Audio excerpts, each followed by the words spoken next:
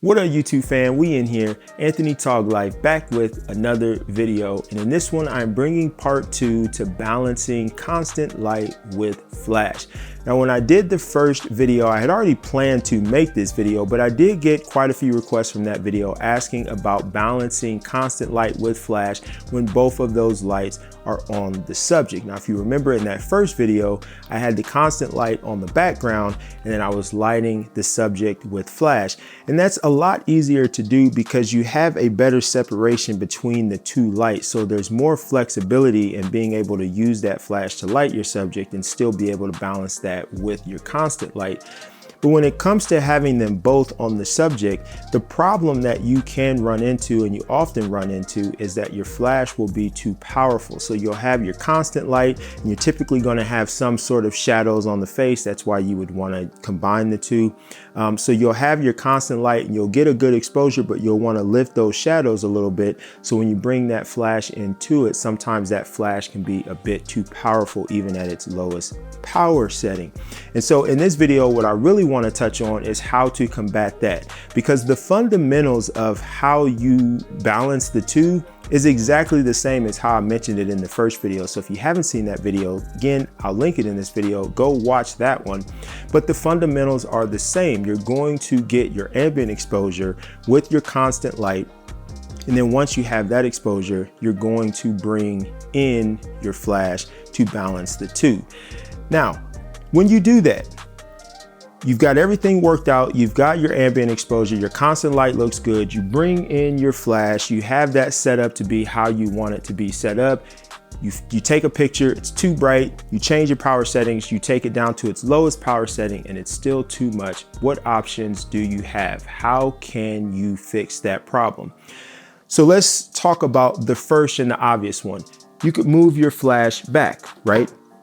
So if your flash is where it is, if you move it back, the further you bring it back and you keep it at that lowest power setting, you're going to have less light hitting your subject. So that is an option. But what is the problem with doing that? What happens when you bring your light further away from your subject? It makes that light source relative to your subject smaller. And what happens when we do that? It makes your light source harder. And so depending upon the look that you're going for, that may be okay. But maybe you want your light to be close to your subject so that that fill light is sharp, is still soft. We don't want to necessarily sharpen those shadows or add new shadows that are going to be too sharp. So maybe you want that light source to be close like that. So there are a couple of options. The first one that I want to start with is material called Ripstop Nylon. Now you can find this at Joann Fabrics or just about any fabric store. And basically this is like diffusion material. Now let me just say that this is a little bit different than good quality diffusion material in that it's not designed for photography. So good diffusion material will not change the color temperature of light. So if you had a light source that was 5500 Kelvin, good diffusion material will not change that. Ripstop Nylon, it's not designed for photography. So it actually does warm up the light just a little bit. Nothing that would be any cause of concern, but I did feel the need to mention that this isn't a replacement to true good photography diffusion material, but it definitely serves that point. So what you can do is you can take this material and you can put it in front of your light source. Now, typical, at least the Ripstop Nylon that I have, when it's just in one layer, it's going to give you one stop of diffusion. And so I will typically fold it up and have it be 2 layers. So now I have a 2-stop diffusion that I can put in front of my light source, and now I'm lowering that light source by 2 stops. So if I was at 1/28 power, this would be the equivalent of it being at 1/5/12 power. I'm able to gain that 2-stop reduction, and that typically will be all that I need to reduce the power of that flash enough to be able to give me the look that I'm going for. So like I said, you can pick this up at Joann Fabrics. This is like $8 to $10 a yard. So this is very affordable material. Personally, I would recommend that every photographer just have some of this around because it's very good for just diffusing light. And I'm not sure if it is heat resistant or not. So you'll have to do some research depending upon how you want to use it. This may not be heat resistant, so it could catch fire. So be careful with that. But this is a good option. But if you don't have that, You also can just use the inner diffusion of a 5-in-1 reflector.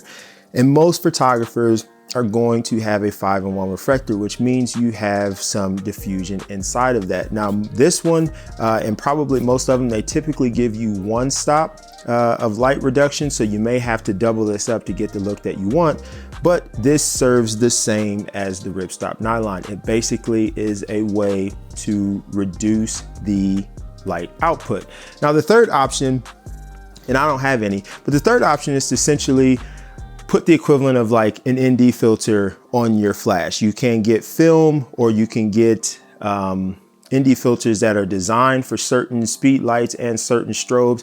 And obviously we know what that does. That's going to cut the light as well. So the gist of what I'm getting to is that if your flash is too much power, the thing that you want to do is to put something in between your flash and your modifier and your subject to be able to reduce that power a little bit, to be able to give you the look that you're going for. So it really is that simple. You want to get your constant light set up first. If you're using some sort of gobo or whatever the case may be, get that set up, get the look that you want, dial in your settings. Once you have that down, bring your flash in to help you lift those shadows a little bit. And if that flash is too powerful, use some sort of diffusion material or an ND filter to lower the power of that flash to get you the look that you want. It is that simple, folks. So hopefully that was helpful. If it was, or if you just want to support me and my channel, please give this video a thumbs up. And if you like this video and you want to make sure you don't miss any future content, go ahead and subscribe, ring that bell. As always, I appreciate your support. I appreciate you being here. Until the next video, take care.